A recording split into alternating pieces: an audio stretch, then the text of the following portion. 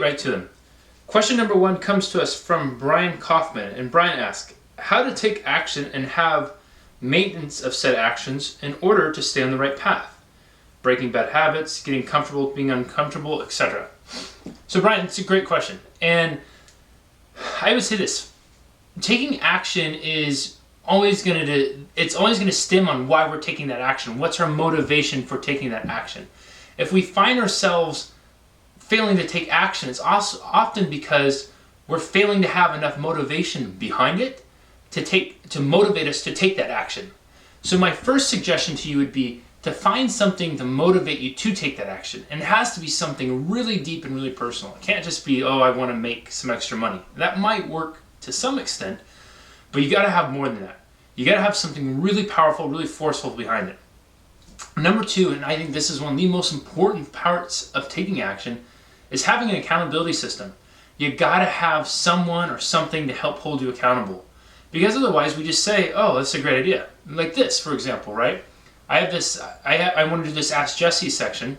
If I post it and then I don't follow through with it, then nobody else is going to continue to ask questions, right? So in essence, you all are helping to hold me accountable to doing this. So it's massive accountability for me to do something that I really enjoy, which is to help all of you. So accountability and motivation for behind the action are crucial. This is something that if you haven't thought of it already, I highly, highly recommend you check out my Zero Limits Mastermind, because this is what we do in there. It's about taking action. Every day there's a prompt, take action, take action, take action. And then we have accountability to help hold us to those actions. And then we work through the process of being uncomfortable and getting comfortable being uncomfortable. One final point on this, and something to remember. If you don't take action, inaction becomes your action. And it's a tragedy of life when so many of us become such masters at taking inaction and having that be our action. So remember that. We're taking action no matter what. It's just, do we want our action to be action, forward progressing, or do we want it to be inaction? Okay, great question. Question number 2 comes to us from Rebecca Brown. And Rebecca asks, how do you get an older child to once again believe in God? This child did at one time, now this child has gone astray. I'm worried about this child. So let me answer this, and before I answer this, let me preface it by saying, I believe in God. I also believe in spirituality. I believe in the universe. I wouldn't call myself religious per se. I am not a student of the Bible or any sort of religion. So I just want to preface that. And I don't want to speak out of turn and pretend to be knowledgeable about certain religious practices or beliefs or anything like that, okay? When I meet with a prospective coaching client, or any client for that matter, when I meet with them, and the first thing I will tell them is I will say, I'm very good at what I do. I can get amazing results with people.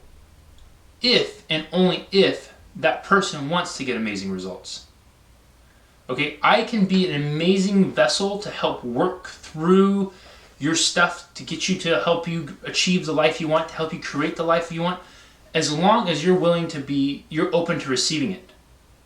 I can help you sculpt your beliefs. I can help you find your values. I can help you discover your purpose as long as you're open to those things. My understanding of God in many religious senses is that people we're all children of God. And so if that's the case, we're supposed to ultimately trust in God, right? And so if your son has found a place where he may not be believing, I wouldn't worry too much, because that's him forming his own beliefs, and that's a good thing.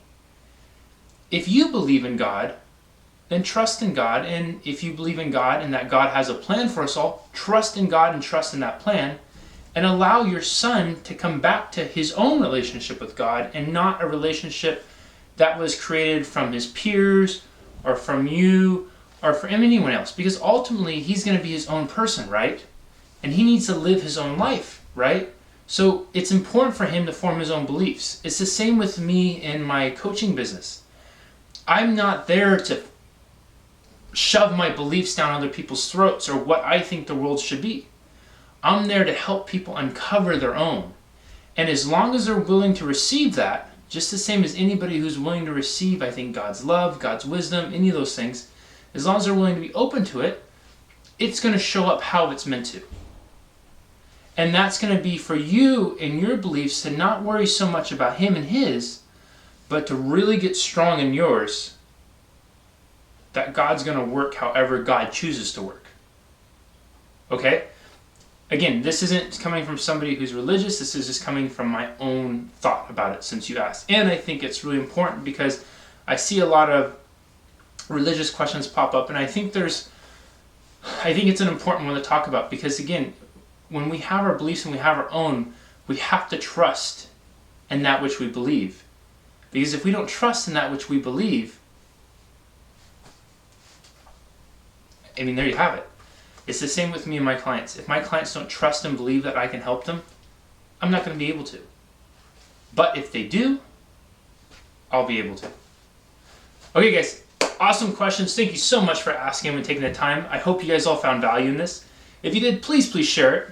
Share it with some friends, share it with some family, share it with somebody who you just met the other day in the line at the grocery store.